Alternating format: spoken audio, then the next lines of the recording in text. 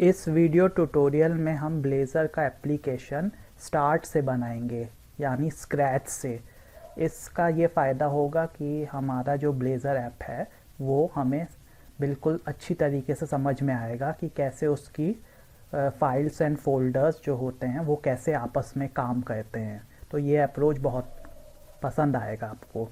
तो चलिए पहले अपना विजुअल स्टूडियो खोलिए, फिर वहाँ पर अपना जो क्रिएट ए न्यू प्रोजेक्ट का बटन है, लिंक है, जिसको आप क्लिक करिए। फिर यहाँ पर ASP.NET core web application select करके नेक्स्ट बटन क्लिक करें। यहाँ पर नया प्रोजेक्ट का नाम आपको लिखना है, जो कि प्रोजेक्ट नेम के टेक्स्ट बॉक्स में डालिए। यहाँ पर मैंने इसका नाम ब्लेज़र फर्स्ट ऐप रखा है। आप लोकेशन भी यहाँ पर चूज़ कर सकते हैं जहाँ प्रोजेक्ट की फाइल्स और फोल्डर्स स्टोर होंगे। तो इसके बाद आप क्रिएट बटन पर क्लिक करें। यहाँ पर दो सेलेक्ट कंट्रोल्स हैं। पहले में .NET कोर सेलेक्ट करिए और दूसरे में जो .NET कोर का 5.0 वर्जन सेलेक्ट करिए।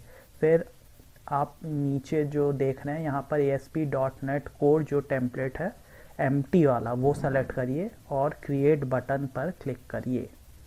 मुश्किल से 4-5 सेकेंड्स में प्रोजेक्ट बन के तैयार हो जाएगा। प्रोजेक्ट बन के तैयार हो चुका है। अब आप सॉल्यूशन एक्सप्लोरर विंडो में देखें कि बहुत ही कम फाइल्स एंड फोल्डर्स हैं, क्योंकि हम इनको एक के बाद एक बनाएंगे और इनका यूसेज सीखेंगे। तो startup.cs जो फाइल है इसमें क्लिक करिए। यहाँ पर देखेंगे बहुत कम लाइन ऑफ कोड्स हैं, क्योंकि हम यहाँ पर कॉन्फ़िगरेशंस ऐड करेंगे, जिससे कि एक के बाद एक ये बनता जाएगा।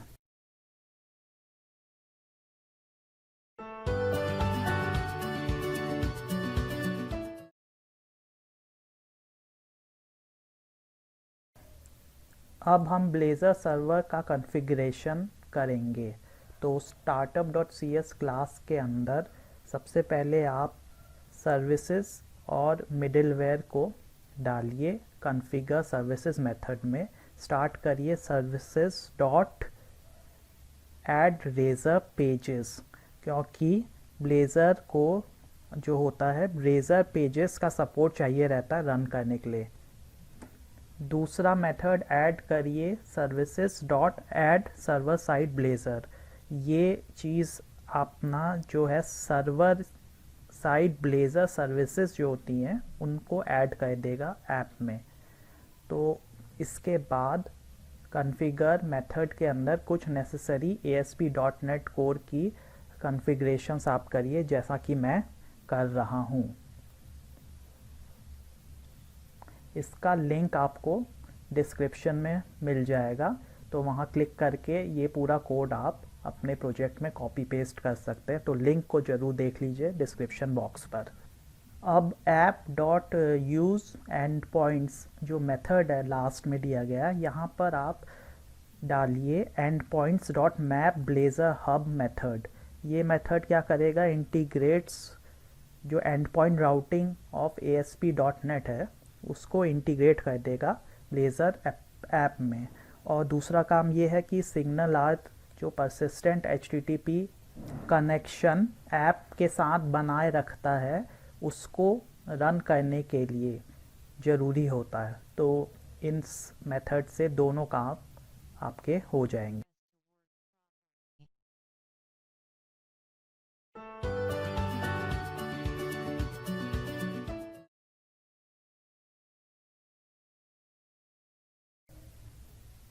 चलिए अब जानते हैं रेज़र कंपोनेंट्स क्या होते हैं। कोई भी ब्लेज़र ऐप होता है वो एक या एक से ज़्यादा कंपोनेंट्स की सहायता से बनता है, और ये कंपोनेंट्स का कोड जो है, एक कंपोनेंट जिसका नाम है count.razor, इसका कोड आप स्क्रीन में देख रहे हैं। जो कंपोनेंट्स है वो बनाए जाते हैं रेज़र कंपोनेंट फाइल में, जिसका टेम्पलेट विजुअल स्टूडियो में उपलब्ध है, और इसका एक्सटेंशन .razor होता है। जो चलिए हम सीखते हैं कैसे बनाया जाता है। सबसे पहले यहाँ पर दो चीज़ें हैं। ऊपर HTML कोड्स जो कि आप एरो के साथ देख सकते हैं, यहाँ पर HTML कोड्स लिखे जाते हैं और रेज़र एक्सप्रेशन से C# कोड से कम्युनिकेट होते हैं। दूसरा ब्लॉक है एट कोड का, जहाँ पर सी शार्प कोड लिखे जाते हैं। इस कोड्स में सी शार्प के हम डालेंगे जैसे प्रॉपर्टीज़, फंक्शंस, क्लासेस हो सकते हैं, डेलीगेट्स, और जो भी कस्टम अपना बनाना है फीचर्स वो हम लिखते हैं।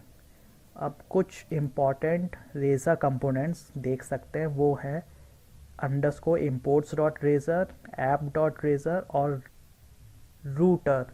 इन तीनों को हम एक के बाद एक पढ़ेंगे। तो चलिए शुरू करते हैं।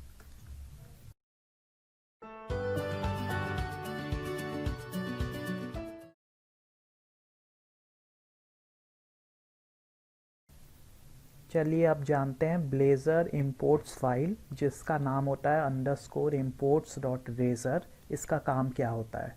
तो इस फाइल में हम जो है कॉमन नेम स्पेसेस जो होती है ऐप की, वो रखते हैं ताकि उन्हें दूसरे कंपोनेंट्स जो भी हैं ऐप में वो इस्तेमाल कर सकें।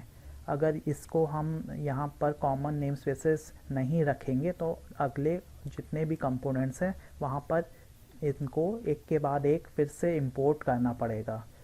तो इसका काम क्या है कि कोड डुप्लीकेसी नहीं होगी। यहाँ पर कॉमन नेम स्पेसेस आप रखिए और सारे कंपोनेंट्स इन नेम स्पेसेस का यूज़ कर लेंगे। तो फ़ायदा ये है। तो चलिए इसको ऐड करते हैं। सबसे पहले हम प्रोजेक्ट के रूट में राइट क्लिक करेंगे और हम यहाँ पर ऐड न्यू आइटम में क्लिक करिए। फिर यहाँ पर आप सेलेक्ट करिए रेज़र कंपोनेंट और नाम इसका रखिए अंडरस्कोर imports डॉट रेज़र। अब imports डॉट रेज़र फाइल यहाँ पर आप दो कोड ऑफ लाइंस लिखिए। पहला लिखिए eight using Microsoft dot ASP.NET Core dot components dot routing. तो इसका इस्तेमाल क्या होगा कि ब्लेज़र एप्लीकेशन में सारा राउटिंग का फीचर इंपोर्ट हो जाएगा और हर कंपोनेंट राउटिंग फीचर यूज़ कर लेगा। लाइन आप लिखिए eight using blazer first app dot shared. इस लाइन से क्या होगा कि जो भी शेयर्ड फोल्डर्स की कॉमन फाइल्स हैं उनको इंपोर्ट कर दिया जाएगा। तो मैंने शेयर्ड फोल्डर बना लिया है। अब कॉमन फाइल्स का मतलब ये है कि शेयर्ड फोल्डर में हम कॉमन फाइल्स यूज़ करते हैं जिनको एप्लीकेशंस में बार बार इस्तेमाल किया जाता है। तो जो ये शेयर्ड फोल्डर है इसको रूट ऑफ द ऐप, मतलब कि रूट फोल्डर जो होता है ऐप का, उसके ठीक अंदर रखा जाता है। और अभी आप शेयर्ड के नीचे जो रेड लाइन देख रहे होंगे कंपाइल टाइम एरर की, ये ऑटोमेटिकली रिमूव हो जाएगा जैसे ही हम शेयर्ड फोल्डर के अंदर फाइल्स ऐड करेंगे।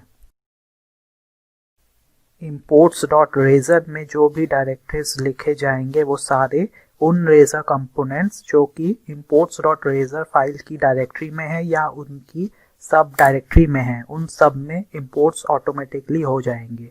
इसीलिए मैंने imports डॉट रेज़र को ऐप के रूट में बनाया है ताकि इसके थ्रू सारे रेज़र कंपोनेंट्स जो कि ऐप में होंगे उनमें ये डायरेक्टिव्स ऑटोमेटिकली इंपोर्ट हो जाएंगे। imports डॉट रेज़र फाइल में कॉमन लेआउट्स को भी बताया जा सकता है ताकि दूसरे रेज़र कंपोनेंट्स उन लेआउट को यूज़ कर सकें। जैसे कि at layout my layouts line of code से सारे रेज़र कंपोनेंट्स एक फाइल जो कि माई लेआउट जिसका नाम है उसको अपना लेआउट की तरह यूज़ कर सकेंगे। लेआउट टॉपिक को थोड़ी देर में देखते हैं।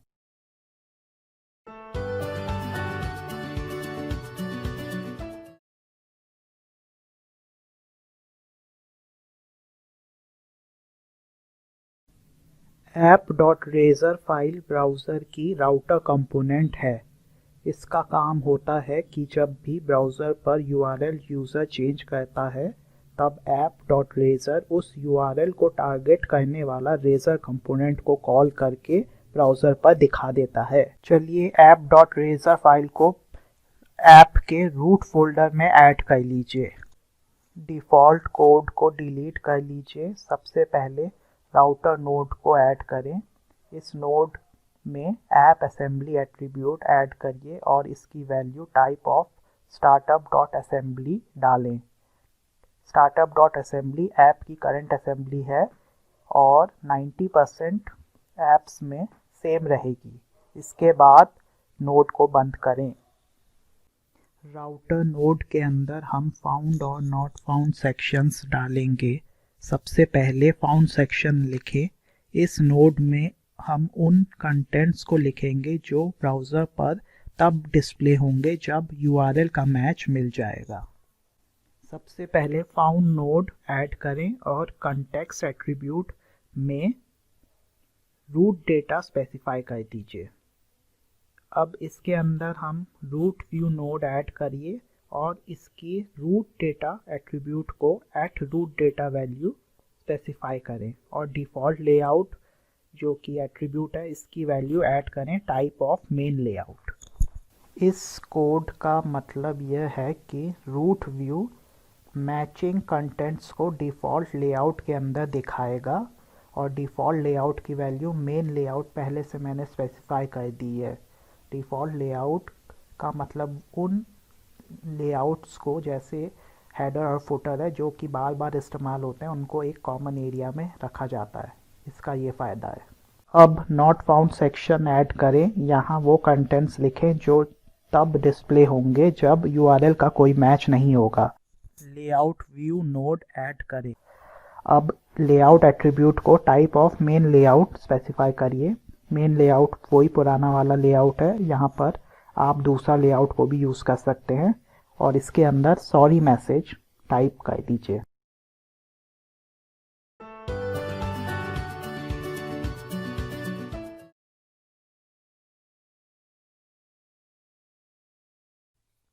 फॉलबैक रूट एक ऐसा रूट है जिसकी प्रायोरिटी बहुत कम होती है, जिसके द्वारा यह रूट आखिर में मैच होगा।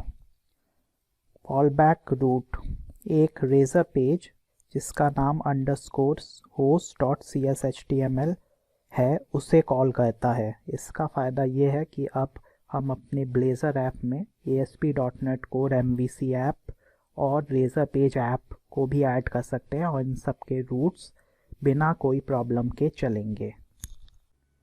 फॉलबैक रूट ऐड करने के लिए startup.cs क्लास में endpoints.map fallback to page /_host को app.useEndpoints कोड के अंदर ऐड करिए। फिर ऐप में पेजेस फोल्डर ऐड करें रूट में और इस पेजेस फोल्डर के अंदर एक रेजर पेज को ऐड करिए और इसका नाम लिखिए _host.cshtml। यहाँ पर हम HTML टैग्स और रेजर मार्कअप को यूज़ करेंगे। अब इस पेज का URL एट पेज डायरेक्टिव के इस्तेमाल करके स्पेसिफाई करिए जो कि है / इसका मतलब ये टॉप लेवल URL है जैसे https://localhost। अब टैग हेल्पर्स इंपोर्ट करिए और लेआउट को नल स्पेसिफाई कर दीजिए। इसका मतलब इसका कोई भी लेआउट और दूसरा नहीं होगा। अब मेन पार्ट पर आते हैं। कॉल करें ब्लेज़र राउटर कंपोनेंट को बॉडी टैग के अंदर। Blazor router component app.razor file पर डिफाइंड है।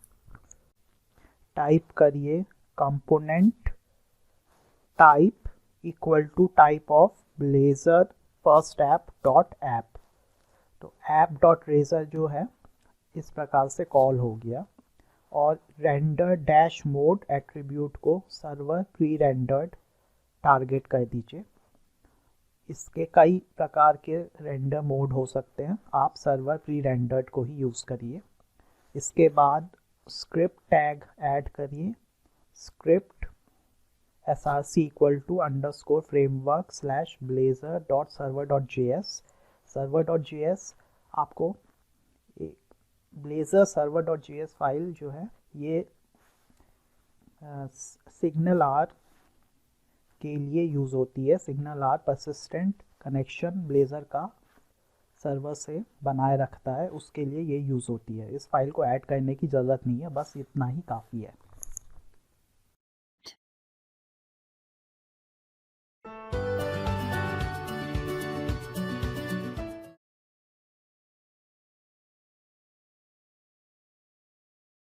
ब्लेज़र लेआउट को समझते हैं। कॉमन एरियाज वेबसाइट के जैसे हेडर्स और फुटर हर जगह सेम रहते हैं। इन हेडर और फुटर में हम logo, copyright text, navigation menus et cetera को रखते हैं। इसलिए हम हेडर्स और फुटर्स को हम लेआउट फाइल्स में रखते हैं और लेआउट फाइल्स को हम शेयर्ड फोल्डर्स में रखा जाता है। और अगर आपने शेयर्ड फोल्डर अभी तक नहीं बनाया तो इसको ऐप के रूट में बना लीजिए। अब इसमें एक नया रेजर कंपोनेंट ऐड करिए जिसका नाम मेन लेआउट डॉट रेजर रखिए। मेन लेआउट डॉट रेजर इसका नाम मैंने इसलिए रखा है ताकि आपको याद होगा कि ऐप डॉट रेजर में मेन लेआउट स्पेसिफाई किया गया था। और दूसरी चीज़ ये नोट कर लीजिए कि कंपाइल टाइम एरर्स जैसे कि जो शेयर्ड फोल्डर के ऐड करने पर और मेन लेआउट फाइल को ऐड करने पर ऑटोमेटिकली रिजॉल्व हो चुके हैं।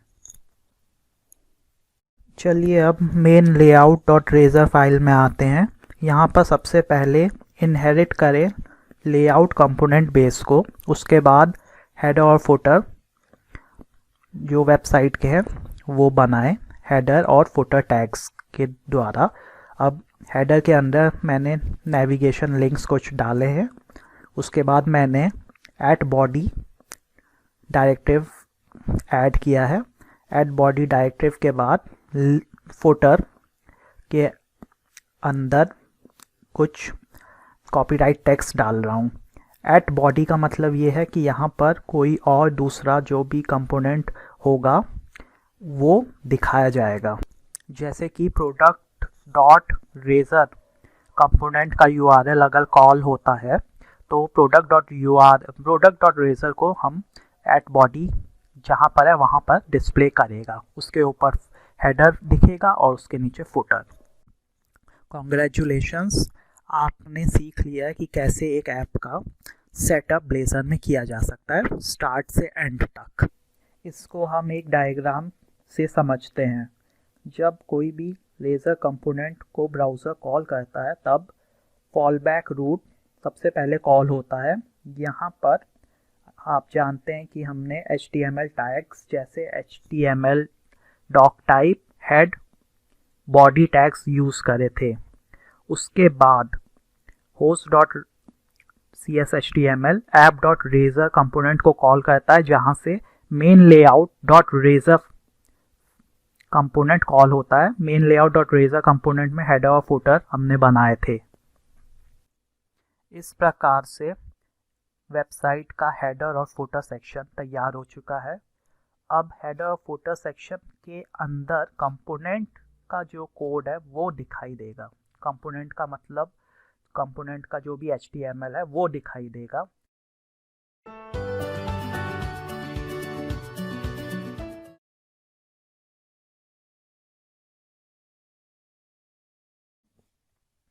चलिए एक सिंपल सा रेजर कंपोनेंट बनाते हैं जो कि सिंपल सा एक हेलो मैसेज ही दिखाएगा।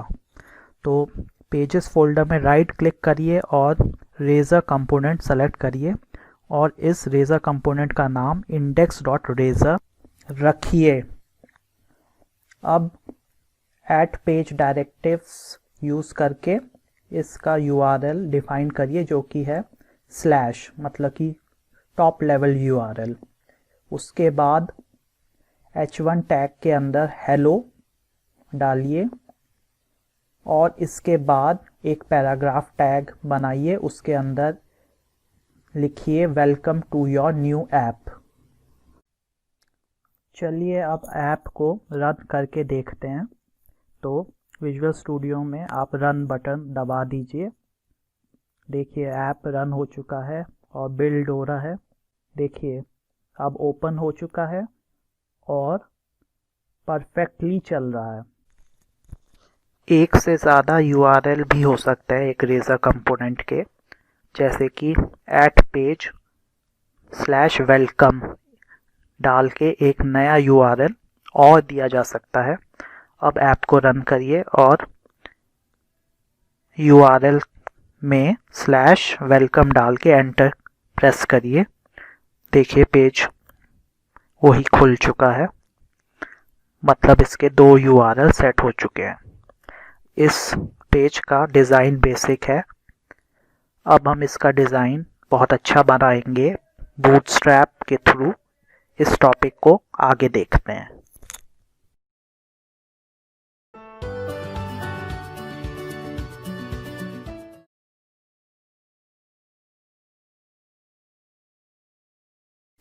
बूटस्ट्रैप CSS फ्रेमवर्क है जो ट्विटर कंपनी के द्वारा बनाई गई है।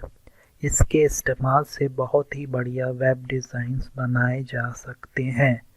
मैं बूटस्ट्रैप को इस ऐप में लिबमैन के द्वारा इंस्टॉल करूँगा। लिबमैन एक क्लाइंट साइड टूल है जो विजुअल स्टूडियो में उपलब्ध है। तो आप www रूट फोल्डर को ऐप के रूट में बना लीजिए। अब इसमें राइट क्लिक करें और सेलेक्ट करिए ऐड क्लाइंट साइड लाइब्रेरी। अब क्लाइंट साइड लाइब्रेरी में ट्विटर लिखिए लिबमैन टेक्स्ट बॉक्स पर। इसके लिखने के बाद आपको ट्विटर बूटस्ट्रैप का ऑप्शन दिखाई देगा। इसको सेलेक्ट करिए और टारगेट लोकेशन चेंज करें www.root/lib/bootstrap। आप देख सकते हैं कि बूटस्ट्रैप लिब फोल्डर के अंदर इंस्टॉल हो चुका है। अब चलते हैं इसके इंस्टॉलेशन पर। बूटस्ट्रैप के CSS फोल्डर के अंदर जो bootstrap.min.css फाइल है उसे माउस के द्वारा ड्रैग करें और ड्रॉप करें उसे _host.cshtml फाइल के हेड सेक्शन के अंदर। आप देख सकते हैं कि bootstrap.min.css का लिंक बन गया है। अब कंपोनेंट सेक्शन को एक डिव के अंदर डाल दें और इस डिव को CSS m-1 और p-1 दे दें। ये दोनों CSS बूटस्ट्रैप की हैं जो डिज़ाइनिंग में काम आती हैं। अब मेन layout.razor फाइल पर चलते हैं। इसमें हेडर टैग को CSS DJ bg-dark text-white और nav टैग को CSS DJ text-center। फिर एट बॉडी को एक डिव में रखिए और इस डिव को क्लास दीजिए p-4 और फुटर टैग को CSS क्लास bg-success दीजिए। अब index.razor फाइल पर चलते हैं। यहाँ h1 टैग को CSS bg-info text-white दीजिए। बस इतना ही करना था। अब बूटस्ट्रैप इंटीग्रेशन पार्ट कंप्लीट हो चुका है। चलिए अब इसको रन करते हैं। देखिए पेज खुल चुका है और इसका पूरा डिज़ाइन चेंज हो चुका है क्योंकि हमने वो जो बूटस्ट्रैप क्लासेस लगाई थी अब वो साफ साफ दिखाई दे रही हैं।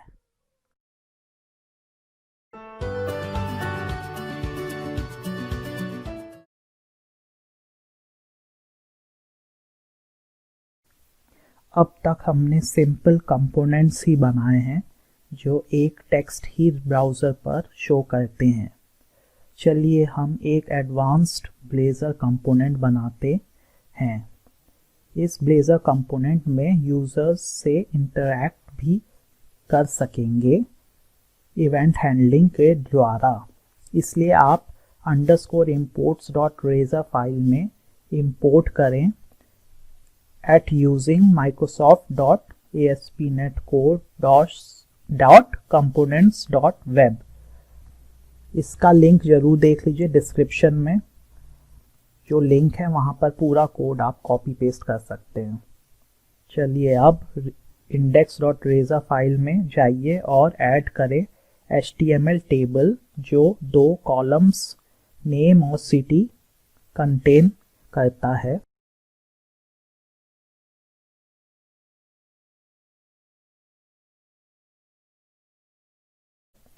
अब T-body एलिमेंट के अंदर फॉर ईच लूप लगा दीजिए। वो पीपल लिस्ट ऑब्जेक्ट से एक एक करके नेम और सिटी वैल्यूज़ को TRTH टैग्स के अंदर दिखाएगा। अब ऐड कोड ब्लॉक के अंदर पीपल क्लास डिफाइन करिए जैसे कि मैं अभी कर रहा हूँ और साथ में पीपल लिस्ट जो एक लिस्ट ऑफ पीपल टाइप है उसे डिफाइन करिए। उसमें कुछ वैल्यूज़ डाल दीजिए जैसे कि मैं डाल रहा हूँ। अब ऐप रन करें, चेक करें कि यह फीचर कैसा लग रहा है। देखिए ब्राउज़र में ये फीचर बहुत अच्छा नज़र आ रहा है क्योंकि इसमें बूटस्ट्रैप का इस्तेमाल कर रहे हैं और कुछ आकर्षक भी लग रहा है। अब चलिए इसमें इंटरैक्शंस डालते हैं। मैं इसमें सेलेक्ट टैग ऐड करूंगा और इस सेलेक्ट टैग को सिटीज से बाइंड करूंगा। इसलिए एक enumerable string type property define करें और उसे सिटीज का नाम दें। इस प्रॉपर्टी को पीपल लिस्ट से डिस्टिंक्ट सिटीज फेच करके प्रदान करें। मैं इसे लिंक्यू के द्वारा यह डेटा प्रोवाइड कर रहा हूं। अब सेलेक्ट टैग को ऐड करें और इसे बाइंड करें सिटीज प्रॉपर्टी से, जो कि मैंने अभी अभी डिफाइन करी है। आप देख सकते हैं कि मैं फॉर ईच लूप को सेलेक्ट टैग के अंदर लिखा हूं और फॉर ईच लूप ऑप्शंस बना रही है सेलेक्ट टैग का। कैसे बना रहा है? वो सिटीज के ऊपर लूप कर रहा है और वहां से एक एक सिटीज निकाल रहा है और ऑप्शंस बना दे रहा है उसका। तो हमारे पास जितने भी सिटीज हैं, डिस्टिंक्ट सिटीज हैं, उनके ऑप्शंस बन जाएंगे सेलेक्ट में। चलिए अब इसे रन करके ब्राउज़र में चेक करें कि ये कैसा दिख रहा है। देखिए अच्छा दिख रहा है, लेकिन इसमें अभी भी इंटरैक्शंस कुछ खास नहीं है। तो चलिए अब इसका और इंटरैक्शंस बनाते हैं। इंटरैक्शंस इस प्रकार से काम करेंगे कि जैसे कि कोई भी यूज़र सेलेक्ट टैग में सिटी सेलेक्ट करेगा, तब जो जो यूज़र्स उस सिटीज़ में होंगे हम उन लोगों का कलर हाईलाइट कर देंगे। इससे पता चल जाएगा कि कौन कौन से यूज़र्स उस सेलेक्टेड सिटी में हैं। इसका लिंक चेक कर लीजिए डिस्क्रिप्शन बॉक्स पे, वहाँ से पूरा कोड आप कॉपी पेस्ट कर सकते हैं। अब एक स्ट्रिंग टाइप प्रॉपर्टी डिफाइन करें और उसका नाम सेलेक्टेड सिटी दे दें। अब सेलेक्ट कंट्रोल में बाइंड इवेंट ऐड करें और उसे सेलेक्टेड सिटी की वैल्यू प्रदान करें। अब ऑप्शंस में सेलेक्टेड एट्रीब्यूट ऐड करिए और उसे वैल्यू दें at city double equal to selected city. इससे क्या होगा कि जो भी यूज़र सेलेक्ट करेगा सिटी को, तो वो सिटी का ऑप्शंस सेलेक्ट में जो ऑप्शंस है वो ऑटोमेटिकली सेलेक्टेड हो जाएगा। इसका ये वर्किंग होगी। अब एक C# फंक्शन ऐड करें जो चेक करेगा कि HTML टेबल की रो में जो सिटी है और सिटी वैल्यू जो सेलेक्टेड है सेलेक्ट कंट्रोल में वह सेम है कि नहीं। अगर वो सेम है तो यह फंक्शन bginfo और टेक्स्ट वाइट CSS रिटर्न करेगा। ये CSS से हम टेबल की रो को हाईलाइट कर सकेंगे। अब क्लास एट्रीब्यूट को tr एलिमेंट में ऐड करें और वहां से इस फंक्शन को कॉल कर लीजिए।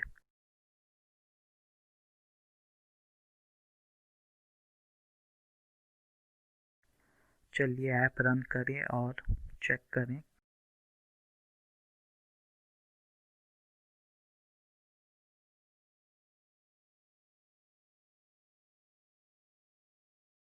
देखिए कितनी अच्छी तरीके से यह रोज को हाईलाइट कर ले रहा है, जो कि सिटी सेलेक्ट कंट्रोल में यूज़र सेलेक्ट करेगा।